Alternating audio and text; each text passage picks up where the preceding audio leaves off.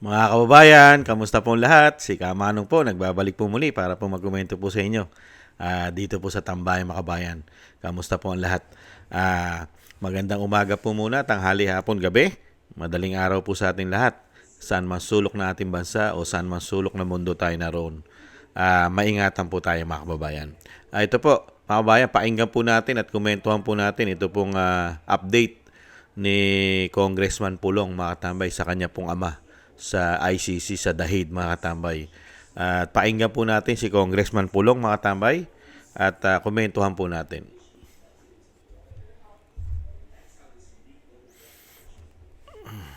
Joke sa mga apo, okay man siya. Oh.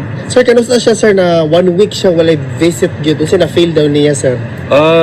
Way gana kaon, maugya po ba siya gana kaon, pareha karon akong ginamasahe, sige kurok antiyan. Istorya po na akong mga security, usay di mo bangon, kapoy. Matod pa niya, mo doon ay, kuan, naanad na daw siya sa iyahang kaimtang nga ublo, nasa loob. Ublo. Mo na isulti ublo. Sir, na ba siya mga gusto ipahiwatig sa atong mga kababayan, sir, all over the world? Kuan lang, pasalamat gihapon siya sa suporta. Sige mo ko pangutan na, og na siya message, kay tungod lagi po ninyo. Salamat sa suporta. Unya, ayaw na lang daw kay isang problemahan na lang daw yung mga kaugalingon, kay kung maugyo daw niyang destiny, maugyo na yung destiny. Pwede ba na ako i-question to sa balay? Yes, Oh. of course. Sir, naabot na ba sa iya, sir, ang Ako siyang ipangutan na po. Una, ako lang siyang likay-likay kay kabalo man ka sa nasulod, di ba? Medyo depressed. So ako siyang ipangutan na nga og ibaligya batong balay sa among lula, sa dili daw to ibaligya, di sa musugot. Yan ako nang gidiretso ng imong balay diya sa Doña Luisa ibaligya ba ni tubag naman siya ngano nga baligya ba daw nga mo daw na pinakauna niyang balay unya si Hanilet na mo daw kaugalingong balay dako daw. So mo to yan tubag. So di daw ni pabaligya. Pero nabaligya na ni Hanilet, ako kung gipangutan na nga kung antitulo ka kinsa murag nisulti man to siya ka Hanilet daw murag ana. Wa po ko way klaro po diyan tubag pero nabaligya na pud may mabuhat. Kasi sa pagkakaron ang among inahan si mama namo ni sulti gyud nga og pohon og kaluyan sa Ginoo makagawa siya didto na siya papuyon sa balay namo. Oh, okay. Daghan na naman mi kaugali ang balay, way balay among amahan didto pwede nang puyo sa among balay. Sir, kay worried magud ang buong Pilipinas o mostly supporter ni Tatay Digong na ang balay daw kuno holds history na daw. Di ang kuan gid namo ana nastoryahan namo ni BP Inday ug ni Mayor Baste na kanang balaya dili na siya actually na masulti nga kang samong amahan. Ang tagiya na ang tiga Davao na kay nahimo na nilang atuhanan ng lugar. Sir, nahisigutan ba ninyo, sir, ni Ang uyab? RD? Oo. Ana siya nga kuan daw. Sa iya daw mga common law wife man yung isulti. Katong kang Ma'am Jazz, ana siya nga wala man daw sila relasyon ni Ma'am Jazz kay di man daw sila igagaw. Di mo sila igsuon, so wala daw sila relasyon. So sa tanang uyab po daw niya, katong sa nailhan ako nga 13 ka buok des Davao, kuyawan? pangita na lang daw mo glain, kanang daghan daw credit card. Mo na yung sulti. So doon sa pa, bahin sa uyab, sa common law wife, unsa man. Sir, kanang mga tanong kung nahisigutan ba ninyo ang kanang developments sa case ni VP Inday? Impeachment? Ang nagsigira sa pangutana kung si Inday nga gadto ba daw og Davao, ginasikaso ba daw po ni Inday ang Davao. Ako ra po ito ba nga nga si Inday gaulig Davao. Gatubang sa ini mga imbitasyon ang ginatubang mga tao. Mura to yung pangutanon sa nangutana sa kaso ni Inday. Kung usa daw ay muhang inyong na-experience na mga extended yung time diri sa Europe, sir. Wag ni angay na mo karon sa Europe, sir. Mura na gani, memorize na gani ako mga dalan diri. Sir. Oh. Di na kayo tugnaw, sir. Init oy. Init gani kayo, sir. Oh. Digi paningot pug masahe niya. Okay, medyo init na pud sa sulod. How's his health, sir? Mo to payat lagi, payat na kayo. Pero tarong pa mahinoon ng panghuna-huna. Pero sir, wala yung aircon di asulod. Kato amang kung asa may gamiting electric fan naman na. Pero mabrihan man hinoon ang kuan ang bintana. Isa ba na pa may question, ma'am? Basig na kung kung ano lang ko, last message nimo sa mga kababayan nato. Like I said, sa akong mga kapwa Pilipino, Salamat sa inyong suporta sa akong amahan, sa akong igsuon nga si BP Inday. Sa among pamilya. Salamat kaayo. Ayan po mga tambay, ang update po ni Congressman Pulong. At syempre po nagpapasalamat po siya sa suporta na natatanggap po. Panalangin at dasal, syempre po napaka-importante po yan na makakatulong po ng malaki sa pamilya at sa dating Pangulong Duterte. Syempre po yung nasa itaas. At alam naman po natin darating po ang tamang panahon na makakamit din po ni dating Pangulong Duterte ang hustisya. Lalong-lalo po sa ginawa po sa kanyang pamumulitika. Demolition job.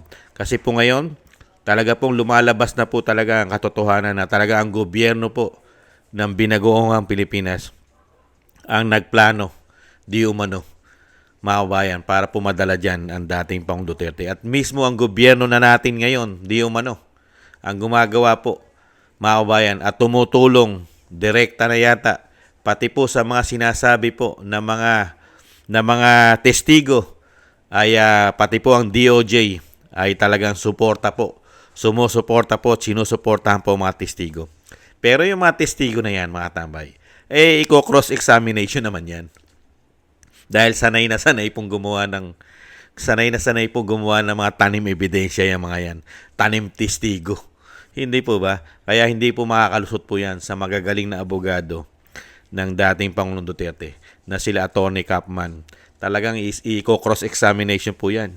Yang mga sinasabi pong mga testigo na sinusuportahan po ng gobyerno natin ngayon sa pangunguna po ng DOJ. Ayan po mga tambay, siyempre po, yung kalusugan po ng dating Pangulong Duterte ay siyempre po, hindi po natin expected na po natin dahil siyempre po yung kanyang karamdaman, tapos yung paghina ng pagkain, siyempre po yung kanyang pagiging pangangayayat o pumapayat, natural na po yun. Siyempre po, marami po siyang dalahin, may sakit, tapos may edad na, tapos ganyan pa yung nangyari, yung stress. Siyempre po, stress po yan nakaka-stress po yan, lalo sa may edad. Yung ginawa mo lahat, nagsakripisyo ka bilang lingkod bayan ng halos buong buhay mo ay pinaglingkod mo sa bansang Pilipinas. Pero meron dumating na pumasok na isang pangulo na tinulungan mo pa. Pati ang iyong anak ay tumulong para makabalik sa kapangyarihan at maipalibing pa ang kanilang magulang. Pero ganito lang po ay ginante sa kanyang pamilya, sa kanyang anak at lalong-lalo po sa kanya. Ganyan po sila mga kahalimaw yata, mga kademonyo di umano at salot di umano, mga kababayan. Ibang klase. At siyempre po, sinagot din po ni Congressman Pulong, siyempre po yung bahay. Alam po natin yung bahay, di po ba, binebenta? At ang balita po natin ay parang sold out na. Siyempre po, kung ang tatanungin po ang dating Pangulong Duterte sa kanyang ancestral house, ito po yung bahay pa, di po ba, sinasabi po, galing pa sa kanyang ina. Ang bahay, siyempre mo, may sentimental value yan. Kung ang dating Pangulong Duterte ang tatanungin, siyempre, ay mahalaga po sa kanya yan. Memorable po yan. Marami pong mga istorya o history ang bahay na talagang napaka-memorable po sa dating Pangulong Duterte, sa kanyang pamilya. Kaya po siya po ang masusunod, talagang hindi niya po gugustuhin talaga na ito ay maibenta, mga kabayan. At sinasabi naman po niya na marami namang bahay at may bahay. Pati po si Ma'am Hanilet ay may sarili ring bahay, mas malaki pang araw, di ba? Malaki rin at sinasabing dako, di ba? Kaya po ang ito pong issue sa bahay, sana po yan naman po madali naman po nilang bawiin yan. Yung mga ganyan. At kaya naman po nila ibalik yan kung talagang gugustuhin ng pamilya na ang bahay po na ancestral house po ni dating Pangulong Duterte at ng kanyang magulang ay maibabalik naman po yan, mga kabayan. Hindi naman po hindi naman po isang malaking problema po yan.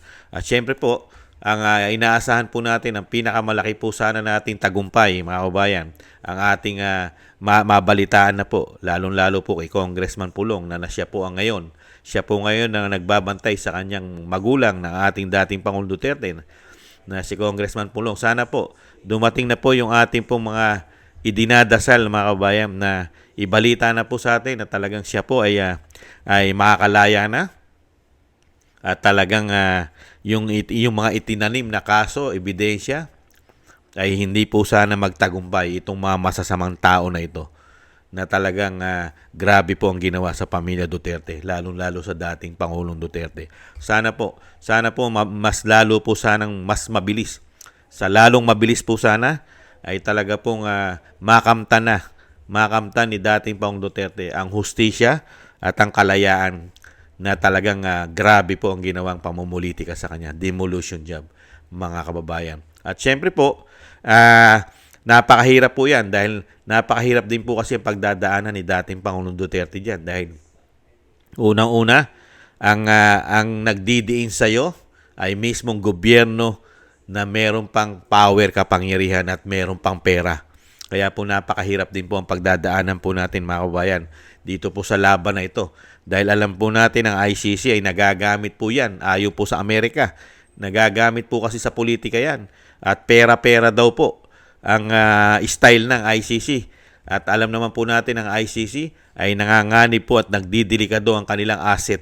Marami pong sanction na binigay po dyan ang Amerika, ang United Nation, at napakarami po nilang issue, lalong-lalo po sa mga prosecutor nito, sa mga tumatayo pong judge dyan. Di ba? 4 na po yung binibigyan po ng sanction dyan. At isa na po yung pinaka-head prosecutor nila na si Karim Khan. Di ba? Nagka-problema po yan. At naka-sanction po yan. Ang pati po ari-arian nila. Hindi po ba? Kaya po dito po sa ginawa sa dating Pangulong Duterte ay malinaw na po. Lumalabas na po talaga ang totoo. Talagang politika at ginamitan pa ng kapangyarihan at ginamitan pa ng isang damukal na pera ng taong bayan yata, mga kababayan. Kaya po, mga kababayan, sana po ang dating Pangulong Duterte ay malagpasan niya po ang kanyang pighati at ang kanyang ginagawa po talagang pahirap ng gobyerno natin ngayon. Yung ginagawa pong pahirap pamumulitika ay sana po malagpasan ni dating Pangulong Duterte. At syempre po, lagi po natin siya isama sa ating mga dasal at panalangin na madugtungan pa po ang kanyang buhay at ang kanyang kalakasan, mga kababayan. At syempre po, napaka-importante po, mga kababayan, yung kanyang kalusugan at sana po maibalik po sana at magbalik ang kasiglahan ng dating Pangulong Duterte, lalong-lalo po sa kanyang mga pagkain o yung sinasabing yung mga kanyang regular meal, sana po ay ganahan po at gumana na naman siya para po hindi po tuluyang bumagsak ang kanyang pangangatawan. Dahil siyempre po sa ganyan pong edad, kailangan po yan na meron pong pumapasok na pagkain at mga sinasabing mga bitamina at siyempre po yung mga healthy foods ang kailangan po para po makabawi at makarecover ang ating dating Pangulong Duterte. Siyempre, nahandyan pa rin. Nakakalungkot lang po na marinig natin sa ating dating Pangulo na huwag siyang alalahanin. Di po ba? Huwag daw po natin siyang alalahanin kung talagang yun ang kanyang destiny. Di po ba? Kung yun daw po ang kanyang destiny, huwag daw po nating alalahanin, mga kababayan. At talagang nahandun talaga yung tapang at malasakit at pagmamahal sa bayan ni dating Pangulong Duterte. Talagang ibubuwis niya ang kanyang sarili, ang kanyang buhay para dito sa ating bayan, mga kabayan. Napaka makabayan talaga, maka-Pilipino itong dating Pangulong Duterte. Dahil talaga naman po siya ay walang ginawa. Wala po siyang ginawa. Ang ginawa niya po ay protektahan tayo. Protektahan po ang mga susunod nating henerasyon. Lalong-lalo po sa bisyo na pulburon at tawas at coke. Hindi po ba? Kaya lang, pinasukan po kasi tayo ng masasama. Nagsama-sama po kasi ang masasama. Mga kabayan, sobra po, grabe po. Talagang para po sindikato ngayon ang masasama sa ating bansa. Sindikato po sila, sama-sama. Nakita po natin ang klase ng mga politiko ngayon sa ating bansa nung pumasok po ang binagoong Pilipinas. Ganyan pala ang mga politiko, mga kababayan. Ang karamihang mga politiko, majority ng mga politiko pala ngayon sa ating bansa ay gahaman pala sa kapangyarihan. At grabe rin po ang kagahaman sa pera pala. Grabe po, mga kababayan. Yan po, mga tambay. At sana po magtagumpay po. Magtagumpay po sana tayo at lalo-lalo po ang legal team ni dating Pangulong Duterte sa pangunguna po nila Attorney Kapman na talagang ito pong gagawin nilang cross-examination sa mga testigo na iniipon na tinutulungan ng gobyerno natin ngayon na talagang ubod ng mga sinungaling di umano. Kesyo hindi tutulong at susuporta sa ICC dahil walang jurisdiction sa atin. Pero ngayon, todo ang suporta nila ngayon. Ibang klase po. Talagang masasabi mo, ubod. Lahat ng kaubod-ubudan, meron sila. Ubod ng sinungaling, di umano. Ubod ng mga magnanakaw, di umano, mga kabayan. Ubod ng mga buhaya, di umano. Lahat na ng klase ng ubod, meron sila. Di kaya? Yan po mga katambay, maraming salamat po. At isama po natin sa ating mga dasal na makaligtas po sa kaso na sinampa, na pawang mga hindi naman totoo, gawa-gawa. At sana po yung kalusugan po ng ating dating Pangulong Duterte ay talagang manumbalik po. Isama po natin sa ating mga dasal at panalangin na talagang makasama pa po natin siya sa ating bansa. At syempre po, madugtungan pa po ng mahabang buhay ang ating dating Pangulong Duterte. Kaya po ninyo yan. Majority po ng Pilipino, dating Pangulong Duterte ay nananalangin at nagdadasal po sa inyo pong kaligtasan at sa inyo pong pagbabalik sa ating bansa. At hindi naman po magtatagumpay ang kasamaan. Dahil kayo rin po ang nagsabi sa amin na ang lahat ng bagay at lahat ng ginagawa nila ay meron pong hangganan. Sa inyo po, yan po ang pinangahawakan po namin, dating Pangulong Duterte, na talaga may katapusan po silang lahat. Hindi po ba? Thank you po. At maraming salamat din po kay Congressman Pulong sa mga update at binibigyan po tayo ng update, mga kababayan. Maraming salamat po, Congressman Pulong. Mag-ingat po kayo. Ingatan nawa po. At thank you po sa mga nakakagusto po ng Tambayang Makabayan sa YouTube at TikTok. At ganun din po sa mga nagko-comment, like, share, and subscribe. At sa ating mga subscribers, thank you po. Mabuhay po kayo. Shoutout po sa inyong lahat. Ingat po kayo. Thank you rin po sa mga nagbibigay po ng tulong at biyaya. Shoutout po Kingston 123 ng Hong Kong, Eric Hershio ng Canada, Jake Yahoo ng 4531 ng Maisog, California, USA, Julieta Silona ng Sydney, Australia, Baby Roman, Ate Isa ng Cagayan, Jem Aris ng United Arab Emirates, Jovelyn Watanabe ng Japan, ako si Pilam, Ani Jo, Teodorico Erguisa Jr., si Arpel Villacorta, Wills Bubbles, 5697, Rosalina RK, Team 888, Michelle Yamaguchi Vlog, at si Norma Garcia. Thank you po sa mga biyaya po na inyo pong pinagkakalob. Thank you po. Ingat po kayo, lalo po sa inyong mga paggawa. Maraming salamat po. Muli po mga tambay, paalam po muna. Ingat po tayo. Bye-bye.